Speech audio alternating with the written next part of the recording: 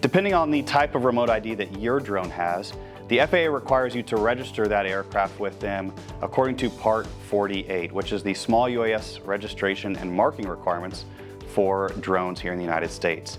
Now, in accordance with Part 48, you can register your drone online at faadronezone.faa.gov.